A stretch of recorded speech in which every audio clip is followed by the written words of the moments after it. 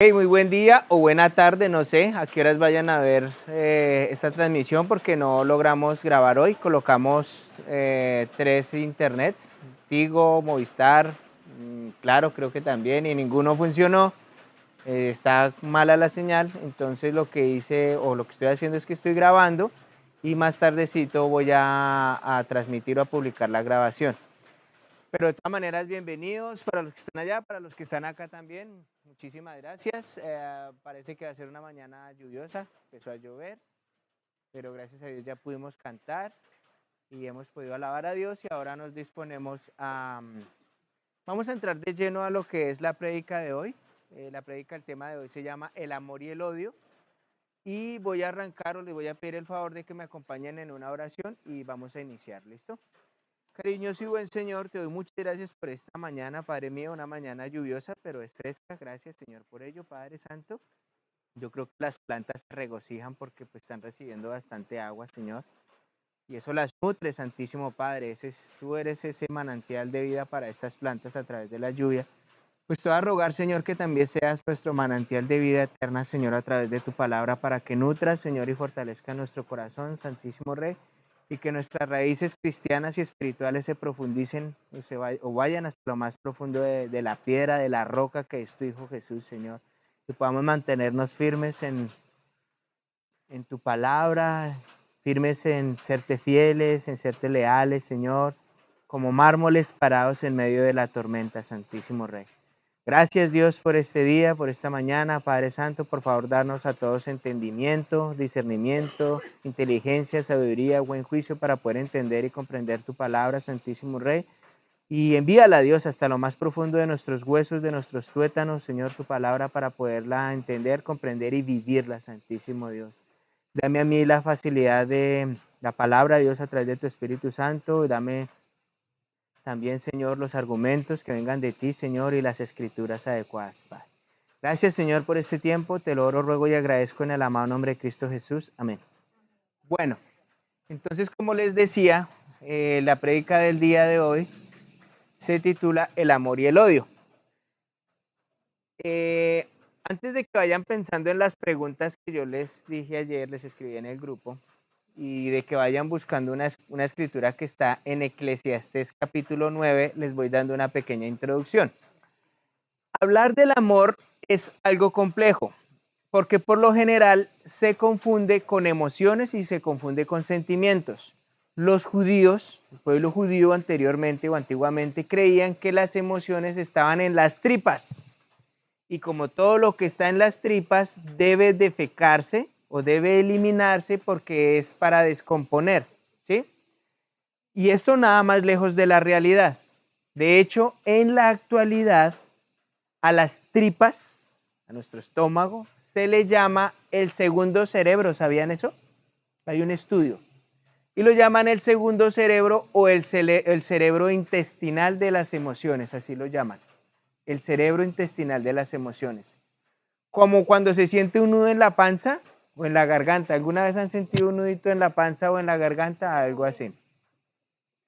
Esta semana hablaba yo con mi jefe, me vino a evaluar, y hablaba con ella acerca de las cosas que motivan al ser humano. ¿Qué cosas motivan al ser humano a hacer las cosas que hace un ser humano? O las que puede llegar a hacer. Muchas de las cosas que lo motivan, dígame en algunas cosas que motivan a una persona a trabajar, a vivir, a esforzar. La familia. ¿Qué más? La necesidad, la responsabilidad. Ok, pues crecer personalmente, profesionalmente, amar lo que hace, ok, cumplir metas, ok, el bienestar también lo motiva, ¿cierto? El propio y a veces o también el de la familia, ¿cierto? Ok. Pues ella me decía que lo que motivaba al ser humano a hacer las cosas que hace es el amor. Y lo hablaba como la mayor emoción o el mayor sentimiento que motiva a un ser humano para hacer las cosas. Entonces yo le comentaba a ella, o le argumentaba, que el amor no es un sentimiento, ni una emoción, sino que al igual que el odio, el amor es una decisión. Nosotros podemos decir si amar o si vamos a odiar a alguien o a algo, ¿sí? Son decisiones. Lo que uno siente en la pancita, esos son emociones o sentimientos. El amor que se siente en la panza como maripositas, cosquilleo y desesperación, ¿cierto? Esos son emociones y sentimientos por alguien o por algo. El odio que se siente por algo o por alguien y que se manifiesta con un estado de excitación que puede producir tensión muscular y malestar gastrointestinal, y que acelera el corazón, porque cuando uno odia a alguien, como que, ¿sí? Eso hasta acelera el corazón. Eso también es una emoción y es un sentimiento. Pero ninguno de los dos realmente es lo que se siente o lo que uno siente. Solo son emociones y sentimientos. ¿Sí? Porque realmente nosotros, los seres humanos, no sabemos amar y tampoco sabemos odiar. Las preguntas que yo les hacían era, ¿Dios ama? Todos dicen que sí. Ok. ¿Por qué ama?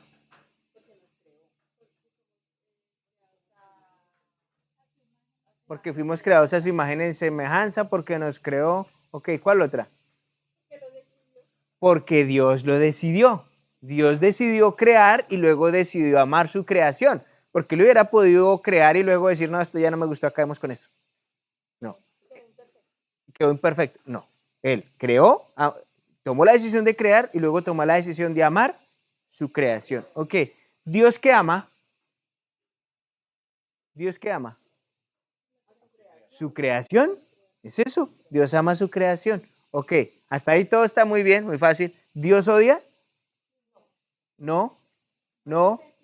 ¿Sí? ¿Qué dices, Ferney? Que odia el pecado. Esperanza dice que odia el pecado. O sea que Dios sí odia. Ok. Entonces, ¿Dios qué odia? La desobediencia. ¿Por qué odia?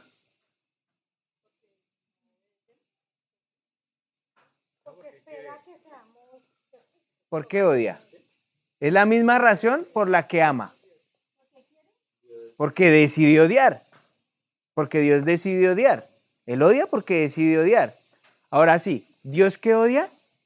Odia el pecado, ¿cierto? Dios odia todo aquello que le hace daño a su creación. Todo aquello que le hace daño a su creación. ¿Por qué? Porque Él ama su creación. Y si hay algo que le hace daño a su creación, pues Él lo aborrece. ¿Por qué? Porque si me está haciendo daño a algo que yo creé con mucho amor. Y es algo que yo amo. O pónganse ustedes a pensar de papás, cuando alguien le hace daño a un hijo o una hija, ¿uno qué siente hacia esa persona? Odio, rabia, ¿cierto? ¿Por qué? Porque pues, es mi hijo, mi hija, me está haciendo daño. Pues ahí sale a relucir eso. Pero yo puedo odiar a esa persona o puedo tener compasión de amarla y llevarla a Dios también. Al final uno decide. Ok.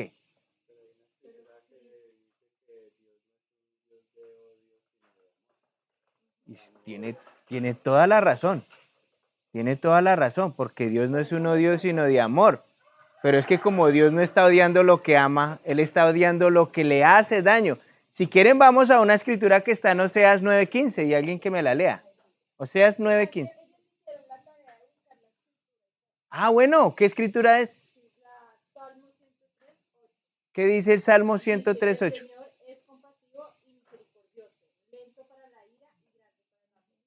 Es correcto.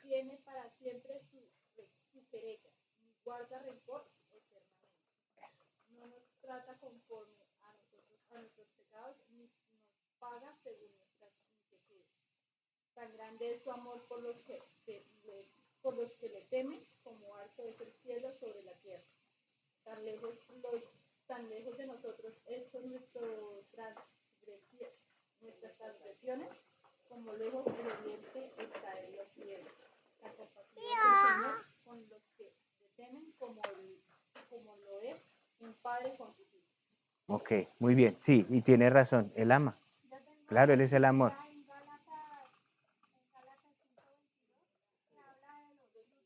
Ya, ahorita lo vamos a ver, no me la toque todavía. Y Oseas 9:15, ¿qué dice? ¿Qué dice Oseas 9:15? Sí, Oseas 9:15, ¿qué dice? ¿La tienen o la leo? ¿Qué dice? Sí, allá, Oseas 9:15. Toda tu maldad comenzó en Gilgal. Allí comencé a aborrecerlos. Por causa de sus maldades los expulsaré de mi casa. No volveré a amarlos, pues todas sus autoridades son rebeldes. Efraín se ha marchitado. Ahí. ¿Qué dice él? ¿Qué hizo con este pueblo ahí? Lo aborreció. ¿Ustedes conocen los sinónimos de odiar? Uno de los sinónimos de odiar es aborrecer. Es aborrecer. Y si se dan cuenta, Dios ahí está aborreciendo al pueblo. ¿Sí? Y dice, ya no los voy a amar. ¿Qué le pasaba a Dios en ese momento? Estaba molesto, estaba enojado, estaba molesto. Pero vuelve después a la escritura que leyó Natalie. Él dice que su enojo no dura toda una eternidad. Él estaba molesto y cuando uno lee esa escritura de Oseas donde él dice ahí que los aborrece, pero uno lee más adelante y más adelante su enojo se aplaca. ¿Por qué? Porque Dios es un Dios de decisiones. Sí, en un momento decidió enojarse porque le molestó lo que estaba pasando, pero luego él mismo aplaca su enojo y decide ser compasivo con sus hijos, con su creación y amarlos. Eso es lo bueno de Dios. Imagínense ustedes si nosotros tuviéramos un Dios que no se supiera controlar o un Dios que no supiera tomar decisiones. Cómo sería nuestra vida? Ya nos habría borrado de la faz de la tierra, porque es que Dios no se deja llevar de sus emociones, porque Dios es un Dios de decisiones.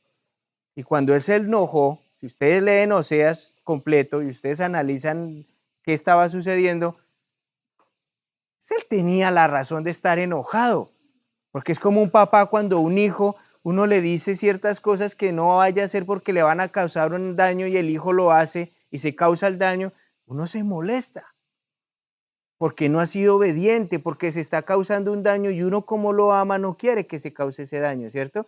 Y uno se molesta. Y uno a veces cuando se molesta, ¿qué hace? Reprende, castiga, ¿no?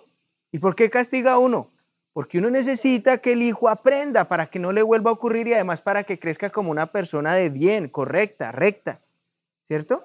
Porque si yo no corrijo, mis hijos se desvían. Muchas de las personas que están en la cárcel no fueron corregidas de niños y se desviaron. Entonces Dios es así. Dios odia. Él decide odiar. Pero es que Él no odia a la persona. Él odia es el pecado que hay en la persona porque sabe el daño que le hace. Y por lo menos en Oseas estaba aborreciendo a ese pueblo porque sabía que lo que estaba haciendo el pueblo le estaba haciendo daño a ellos mismos y a toda su creación.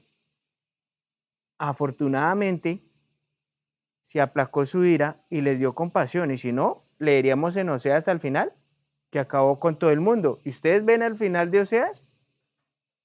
Él no acabó con todo el mundo porque es compasivo, porque Él toma las decisiones en su propio ser. Y las decisiones de Dios siempre van hacia el lado del bien. Es bueno cuando Él toma esas decisiones. Dios es real al momento de amar porque lo hace por decisión y también es real al momento de odiar porque lo hace por decisión también. El día de hoy entonces hablaremos del amor y estoy seguro que las escrituras que veremos nos darán más claridad acerca de las preguntas que acabamos de hacer, ¿sí? Entonces les dije que fuéramos a Eclesiastés capítulo 9, versículo 1. Vamos a arrancar ahí. Voy a leer una Reina Valera contemporánea. Eclesiastés 9:1.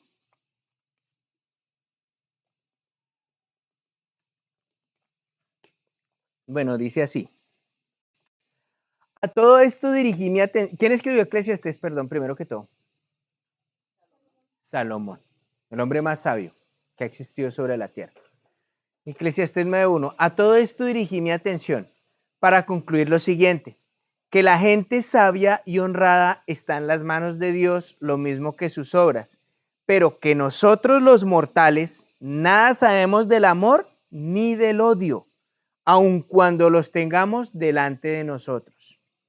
A todos nos espera lo mismo. El mismo final tendrán los justos y los injustos, los buenos y los malos, los puros y los impuros, los que ofrecen sacrificios y los que no los ofrecen, los que hacen lo bueno y los que hacen lo malo, los que hacen juramentos y los que no lo hacen. Hay un mal en todo lo que se hace bajo el sol, y es que a todos los mortales nos espera lo mismo y que durante toda nuestra vida tenemos el corazón lleno de maldad e insensatez, y que al final acabamos entre los muertos. Sin embargo, hay una esperanza para todos los que viven, pues un perro vivo es mejor que un león muerto. Ciertamente, los que viven saben que un día morirán, pero los muertos nada saben ni nada esperan, porque su memoria queda en el olvido. También mueren con ellos sus amores, sus odios y sus envidias, y jamás vuelven a participar en nada de lo que se hace bajo el sol. ¿Qué les parece la escritura? ¿Es real? Prenda las noticias y mírelas. O salga a la puerta de su casa y mire, analice el mundo. Es real. Y a todos nos espera lo mismo. Buenos o malos, nos espera la muerte. ¿Sí? Es el mismo final que nos corresponde a todos y es lo único que tenemos seguro en esta vida. ¿Cierto? Cuando usted compra un seguro, ¿para qué compra un seguro de vida? No es para seguir viviendo. Es que no se debería llamar un seguro de vida. Se debería llamar un seguro de muerte. ¿Por qué? Porque es que ese seguro a usted no le da vida. Ese seguro a usted le da es muerte porque usted murió. Le da es dinero para su familia como para que de alguna manera mitigue un poquito el dolor, ¿cierto? O al menos porque tengan para el entierro, es algo costoso. Miren este cuento. Una vez la muerte tuvo la oportunidad de preguntarle a la vida y le preguntó, ¿por qué a mí todos me odian y a ti todos te aman? A lo que la vida le respondió, porque yo soy una bella mentira y tú eres una triste verdad. Es real, es así. Este cuento para mí es triste y es deprimente, pero no por eso deja de ser real. Es muy verídico. Es el ciclo de la vida. Pero con todo eso, el ser humano es un ser emocional, que no conoce del amor y del odio, aunque los tenga de frente. No lo sabemos reconocer. Yo me acuerdo que cuando estaba pequeño, la primera mujer la que yo me enamoré tenía como 11 años. Claudia se llama, creo que se llama todavía, ¿verdad? Pero el día que yo vi a esa mujer, yo la miraba, yo no podía dejarla mirar en toda la clase. Y sentía unas cositas aquí en mi panza, ¿cierto?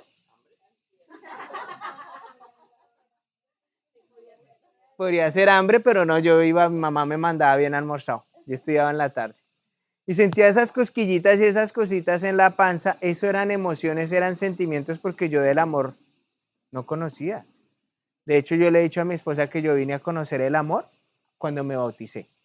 Yo lo conocí con Dios. Yo nunca conocí el amor por nadie, ni siquiera los sentimientos que llaman amor, no. La primera vez que sentí esas cosquillitas por esa muchacha, pero me fui, me le declaré y me trató muy mal, entonces hasta ahí me llegó el amor, ¿cierto? Entonces ahí se me acabaron las maripositas. Entonces de ahí en adelante nunca yo tuve más sentimientos hacia una mujer. De hecho, yo nunca lloré por una mujer como le ha pasado a muchos hombres ni nada de eso. No tenía emociones hacia las mujeres, la verdad que no. Era un hombre muy guacho con ellos. Pero, sin embargo, la escritura de hoy, la de Eclesiastés, dice que hay una esperanza en medio de todo, ¿no? Hay algo ahí en medio de esas emociones que vivimos los seres humanos, pues somos seres de emociones, somos seres de muchos sentimientos, pero mientras uno siga vivo, hay esperanza. La escritura dice que hay esperanza en un perro vivo y no en un león muerto. Pues un león muerto ya no sirve para nada, no tiene ninguna oportunidad. Porque he de aclarar que si alguien cree en el purgatorio como segundas oportunidades de la muerte, pues de una vez le digo que eso es antibíblico. Eso no existe, en la Biblia no hay nada de eso y eso va contra la voluntad de Dios. O sea, ¿dónde tenemos la oportunidad? Acá. Acá mientras estamos vivos. No hay más oportunidades, no hay segundas oportunidades. Ese lugar del purgatorio no existe. Entonces, mientras haya vida en uno, existe esperanza. Esperanza de conocer el verdadero amor y el verdadero odio. ¿Tú vas a decir algo ahorita? No, tampoco no hay misas, no. Sí, hacen el novenario para, de alguna manera, ese novenario se parece mucho como hacían los griegos cuando iban a enviar sus difuntos a la muerte, que les ponían unas monedas acá. ¿Ustedes saben para qué les colocaban las monedas? Para pagarle al barquero y cuando llegaran allá al otro lado, Cerbero los dejara pasar, ¿cierto? Con esas monedas se pagaban la entrada al otro mundo. Vamos a ver una escritura que está en Juan capítulo 3, versículo 16. 16, Juan 3, 16.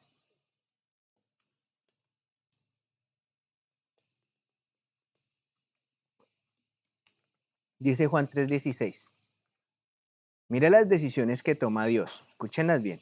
Juan 3, 16 dice: porque de tal manera amó Dios al mundo que ha dado a su Hijo unigénito para que todo aquel que en él cree no se pierda, sino que tenga vida eterna. Porque Dios no envió a su Hijo al mundo para condenar al mundo, sino para que el mundo sea salvo por él. Eso es amor.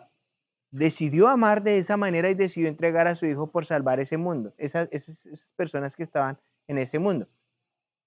El que en él cree no es condenado, pero el que no cree ya ha sido condenado porque no ha creído en el hombre, en el nombre del unigénito Hijo de Dios. Y esta es la condenación, que la luz vino al mundo, pero los hombres amaron más las tinieblas que la luz, porque sus obras eran malas. Porque todo aquel que hace lo malo aborrece la luz, o sea, odia la luz y no se acerca a la luz, para que sus obras no sean reprendidas. Pero el que practica la verdad viene a la luz para que sea evidente que sus obras son hechas en Dios. ¿Ok? Dios decidió amar. Él no fue él no fue emocional ni es emocional. Dios no vive de emociones. El amor es algo que se aprende ¿con quién? Con Jesucristo, por eso Él vino a la tierra. El amor es algo que se camina con Jesús. Porque si hay un ser en la tierra que realmente supo amar a Dios y a los hombres, pues fuese Jesucristo. ¿Por qué? Porque solamente un amor verdadero lo había podido a usted hacer venir al mundo, despojarse de su divinidad, venir al mundo y entregarse en la cruz por esa creación, por esos seres humanos para poderlos salvar, ¿cierto? Y no solo eso, sino que por amor obedeció a Dios. Por amor fue que decidió hacer eso, por obediencia a su Padre, por obediencia a su Padre. ¿Listo? Ok. Porque Dios le enseña, esperemos que pase un tricito el del señor de la mazamorra. Perdón, me tocó pausar un tricito porque pasó el señor de la mazamorra. ¿Listo? Bueno, entonces, porque Dios le enseña al que se ha vuelto a Él, Dios le enseña a la persona que se ha vuelto a Él, le enseña la verdadera fe, la verdadera obediencia, pero Dios le enseña también el verdadero amor o la verdadera manera de amar. Al que desde lo profundo de su ser ha decidido amar a Dios y odiar al mundo y al pecado que lo seduce, a ese Dios le enseña realmente a amar. Porque nadie puede hacer algo verdaderamente bueno y desinteresado al punto de dar su vida por otro si no está en común unión con Dios. ¿Sí? Es muy difícil que una persona en este mundo dé su vida por otro, por, por un real amor. Es muy complejo. De pronto un papá pueda dar su vida por un hijo, pero eso es lo que llaman el amor ágape, ¿no? Ese filial, ¿cierto? Pero algo así más desinteresado por una persona que uno no conoce, eso es muy difícil. Eso solamente lo hizo Jesucristo. Jesucristo murió por todos nosotros. Entonces, nadie puede hacer algo verdaderamente bueno y desinteresado al punto de dar su vida por otro si no está en común unión con Dios. Uno sin Dios podrá tratar de hacer buenas obras, pero algo significativamente bueno que demande un sacrificio y que demande verdadero amor de parte de cada uno, eso no existe si no viene de Dios. Porque Dios es experto en amar y Dios es experto también en odiar. Porque Dios sabe realmente lo que se debe odiar. Pero un momentico, voy a pausar que Critica le sube el volumen. Ya se fue el señor de la mazamorra.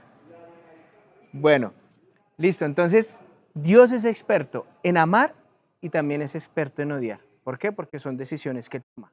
Y no las toma con emociones ni con sentimientos. Él las toma de una manera muy, ¿cómo le podríamos decir? No sé si analítica, pero muy centrado, muy con un equilibrio exacto, un equilibrio bueno, ni mucho para un lado, ni mucho para el otro, porque él sabe bien que si se va, siendo Dios, si él se va mucho para un extremo, puede ser demasiado condescendiente con su creación y poderle causar un daño a su creación. Lo que llamamos hoy en día un niño caprichoso, ¿no? ¿Saben cómo es un niño caprichoso, cierto? Y si se va para el otro extremo y lo castiga de tal manera, ¿cierto? Se le puede ir la mano y puede acabar con toda su creación. Entonces Dios sabe en qué punto aborrece, en qué punto reprende, en qué punto castiga y qué tanto castiga y cómo castiga. Pero lo más especial que uno ve en la Biblia es que más que odiar, más que castigar y reprender, también es mucho el amor que hay.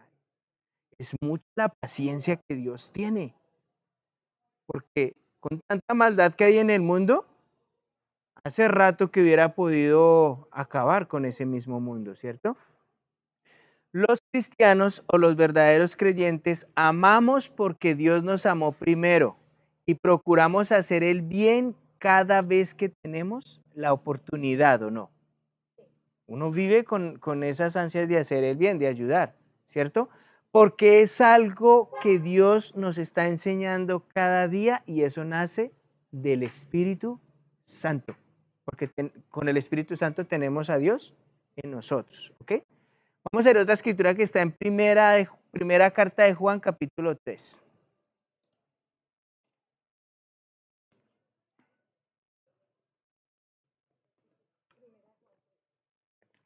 Primera de Juan, capítulo 3, versículo 16.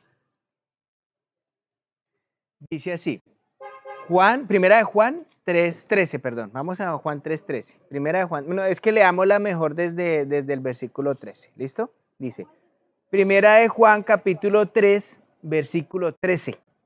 Dice, hermanos míos, no se extrañen si el mundo los odia. Otras versiones dice, si el mundo los aborrece.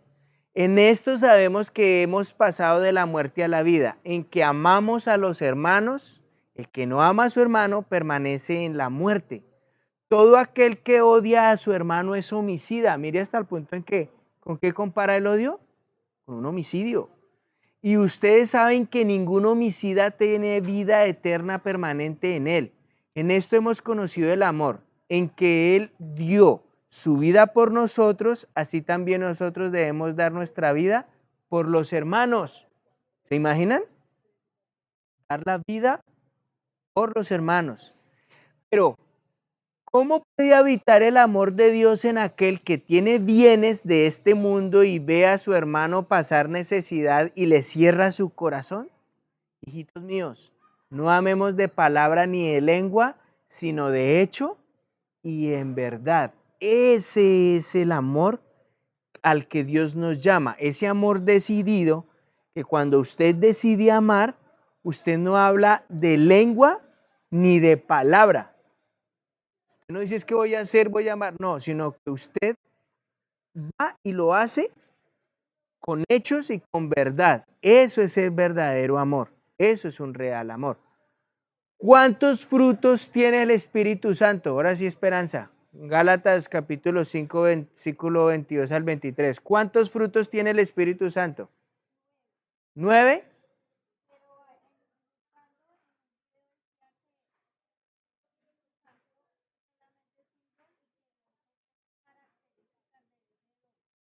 Es correcto. O sea que ¿cuántos frutos tiene el Espíritu Santo? Uno. ¿Cómo se llama ese fruto? El amor. Gálatas capítulo 5 versículos 22 al 23 dice, pero el fruto del Espíritu es amor. Él no está diciendo, pero los frutos del amor son, no, dice, pero el fruto del Espíritu es amor, coma, y arranca. Gozo, paz, paciencia, benignidad, bondad, fe, mansedumbre, templanza. Contra tales cosas no hay ley. Es un solo fruto, el amor, sino que viene con el paquete completo. Viene con el paquete completo. Es una promo. Viene con el paquete completo. Llévese el amor y por llevarse el amor, mire, se le adjunta la alegría, la paz, la paciencia, la amabilidad, la bondad, la fidelidad, la humildad y el dominio propio.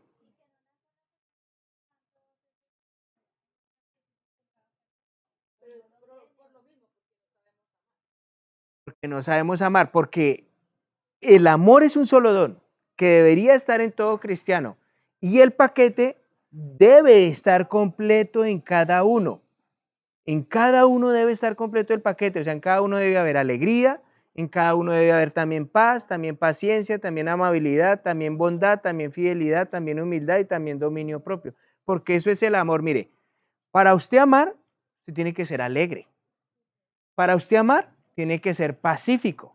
Para usted amar, tiene que ser amable hasta con la manera en que habla. Yo le soy sincero, yo estoy aprendiendo a amar, porque yo sí puedo llegar a ser alegre cuando voy a hacer algo y puedo tratar de ser paciente, ¿cierto? Y ser pacífico, pero amable a veces me cuesta. Ustedes mismos se han dado cuenta que mi forma nomás de hablar es ruda, ¿sí? Entonces es algo que todavía estoy trabajando, pero yo quiero algún día lograr eso, la amabilidad, la bondad, ¿sí? Si uno quiere amar, debe ser bondadoso. Si uno quiere amar, debe ser fiel. Si uno decidió amar, debe ser fiel. Si uno decidió amar, debe ser humilde. Y sobre todo debe uno tener dominio propio. Porque si usted ama, usted no le va a causar un daño a lo que ama o al que ama o a la que ama. Y entonces hay cosas que usted tiene que aprender a dominar. ¿Sí? A mí me ha pasado, hay cosas con mi esposa que hay veces me domino y no se las digo porque sé que la hieren y hay veces que no me domino y la hiero. Y es una persona que yo amo mucho. ¿Ok? Entonces,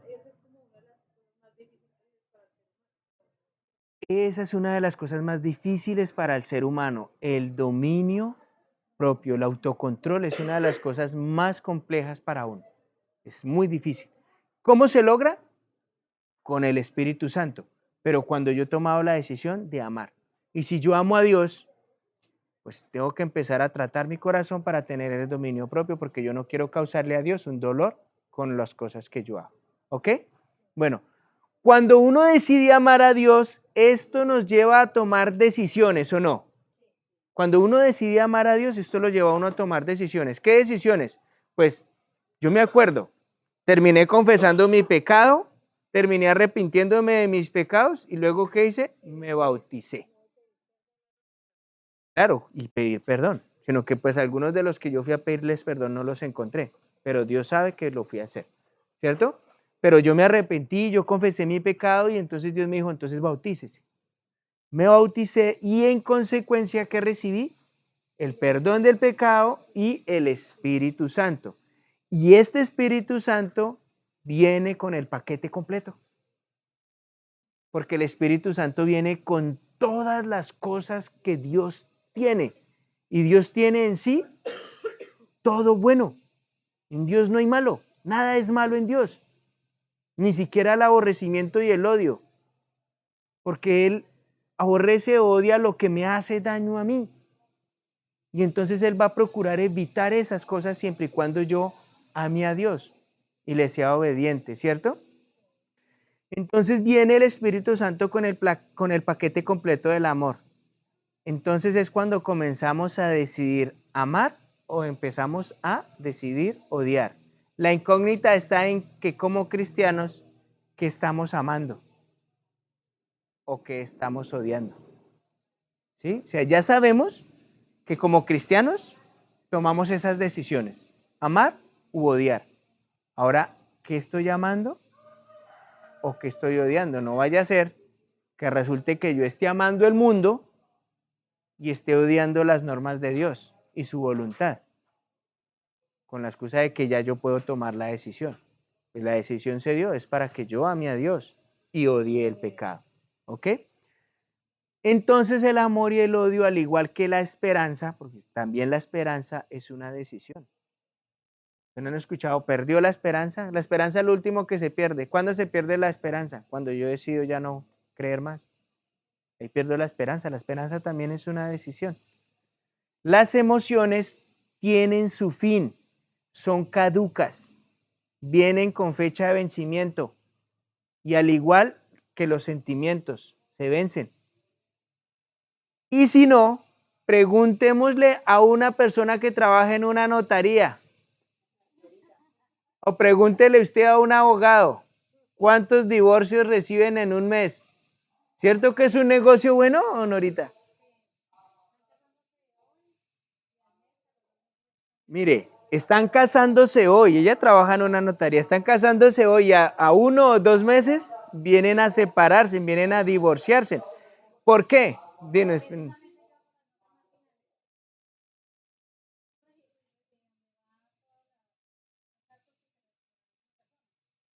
tú haces las notas marginales, hace los matrimonios y los divorcios.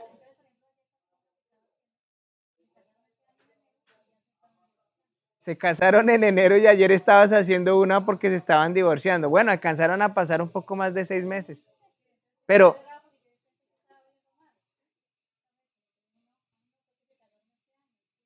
estabas viendo bien, se casaron en enero y se divorciaron en agosto. ¿Por qué? Porque los sentimientos y las emociones vienen con fecha de vencimiento, sino que unas vienen con fecha más corta, otras vienen con fecha más larga. Yo he conocido casos de personas que con 40, 50 y 60 años de matrimonio se separan. Una fecha de vencimiento larga, pero al final viene caduca. ¿Por qué? Porque al final, porque uno decide. Es una decisión, no una emoción. Entonces, si usted se dejó, si usted se casó con una persona por una emoción, un sentimiento, de una vez le digo, eso, mírele por algún lado donde es que tiene la fecha de vencimiento. O la tiene. Pero cuando yo decido casarme con alguien, decido amarla, esa no trae fecha de vencimiento, sino hasta el día en que yo decida no amar más o decida odiar.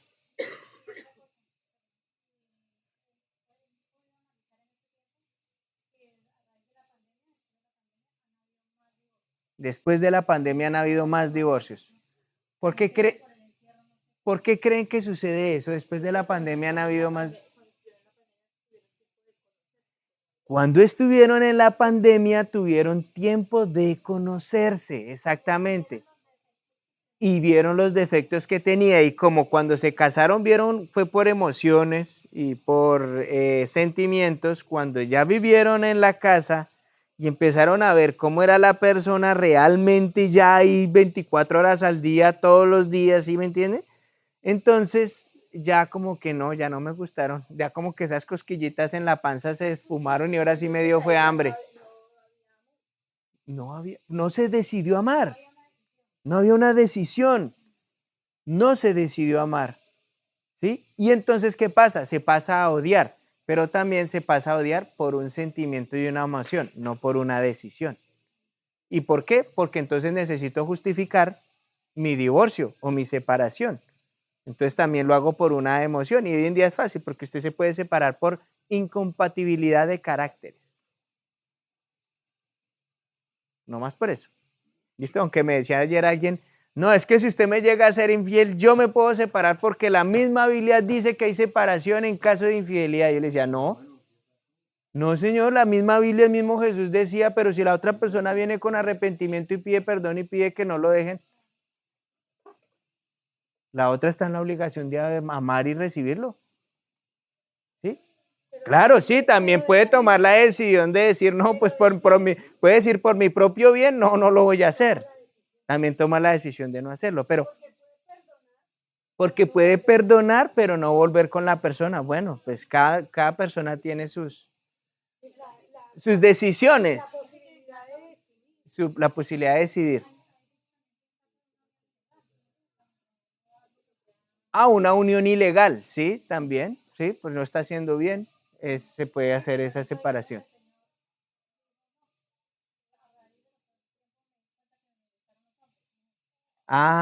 Que en el tiempo le dio cuenta que le gustaban los hombres. Sí, sí ha pasado. Sí ha pasado. Sí, eso sí ha pasado. Ok. Entonces, esos son sentimientos y son emociones. Y eso trae fecha de vencimiento. Las decisiones que vienen con Dios, esas no las tienen. Esas terminan es cuando uno lo decida. Pero como yo lo que busco es agradar a Dios, y para agradar a Dios, amo a Dios y obedezco a Dios. ¿Y eso hasta cuándo lo voy a hacer? ¿Hasta la eternidad? ¿Hasta la eternidad? Esa es la decisión. ¿Sí? Entonces, para preguntarle a un notario o a un abogado, los que más se lucran con las fechas de vencimiento de las emociones y de los sentimientos son los abogados. Esos ganan todavía mucho más plata que un notario, ¿cierto? Esas son cosas que no duran toda la vida. Por eso cuando uno se casa dice hasta que la muerte los separe.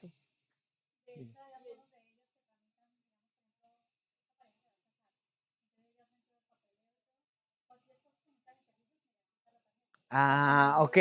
Mire lo que está diciendo Norita. Entonces, el abogado van con abogado para ayudarlos a casar, pero de una vez le dicen, por si necesita alguna otra cosita, le entregan la tarjeta, porque pues los abogados saben que esos matrimonios así, que a veces son arreglados, vienen con el combo completo, y a veces son arreglados y pues seguramente va a haber divorcio. Ok, sí, son cosas que no duran toda la vida. El amor de Dios por nosotros es ¿hasta cuándo? Claro, ese no trae fecha de vencimiento, es eterno. Porque Dios lo decidió. ¿Y sabe qué? Dios mío, gracias. Porque qué tal que fuera como un Dios de esos romanos o griegos. Yo me cansé de la humanidad. Acabemos con todo eso, arrasemos. No, pues, y tal vez se hubiera arrasado de una manera hasta tenaz, que uno diga, acabó difícil, duramente con esa humanidad. No, es eterna su decisión, ¿sí? Igual debe ser nuestro amor por Dios. El verdadero amor es decidido y proviene de Dios, quien lo coloca en nuestro corazón y en nuestra mente a través de ¿qué? Del Espíritu Santo. Solo Dios motiva y mueve a la humanidad a amar de una manera real y de una manera verdadera. Eso es lo que necesita este mundo, ¿o no? ¿Qué pasó esta semana en Colombia? ¿Qué pasó esta semana en Colombia? La gente se desencantó de la persona que está gobernando por las cosas que están sucediendo, ¿cierto que sí? Y ese señor, ¿qué prometía? Él prometió un cambio, un cambio. ¿Realmente hay un cambio? No, porque un cambio real solamente lo conseguimos con Dios. Él sí sabe dar un cambio. Ese cambio es real y verdadero y es lo que necesita esta humanidad, lo que necesita este mundo. Aprender y saber decidir o saber odiar, ¿sí? Saber decidir amar o saber decidir odiar. Odiar el pecado, odiar todo aquello que nos aleja de Dios y amar a Dios, ¿sí? Amar a Dios, amar a los hermanos en la fe, amar a la familia, amar a los amigos, amar a los vecinos, amar a tu prójimo. Y ahí sí yo tengo que confesarlo, a mí me cuesta amar a mis vecinos, sobre todo cuando a las 10 de la noche empiezan a colocar su música a todo volumen y yo tengo que madrugar a darle el servicio y no puedo dormir en la noche, ¿cierto? O cuando se hacen ahí al lado de mi puerta y empiezan a decir infinidad de groserías a todo volumen, me cuesta amar. Me cuesta amar a los vecinos, pero aún así como que trato yo de, como no, si Dios ayúdeme porque también me conozco y sé que soy un hombre muy, muy recio y he pensado a veces en pararme e ir hasta donde está el vecino y coger y desconectarle el equipo de sonido. Eso no, bajarle los tacos. No, eso tampoco, eso no está bien, ¿cierto? Cuesta mucho, pero la decisión es de amar, porque yo no sé, de aquí a mañana termino dándole un estudio para bautizar a mi vecino y él va a decir, pero este man, oye, tú me estás dando los estudios para bautizar, pero tú te metiste a mi casa y me bajaste los tacos y me rompiste los cables del equipo de sonido. ¿Sí? Entonces, ¿dónde estaba tu amor? Lo que estás predicando, ¿cierto? Entonces hay que saber amar, decidir amar a mi prójimo. Y es difícil, sí, claro que es difícil, pero el Espíritu Santo nos da la ayuda que necesitamos para poderlo lograr. ¿Ok? Bueno, espero que les haya podido ser de utilidad el día de hoy, que esto les haya podido ayudar. ¿Sí? Ok.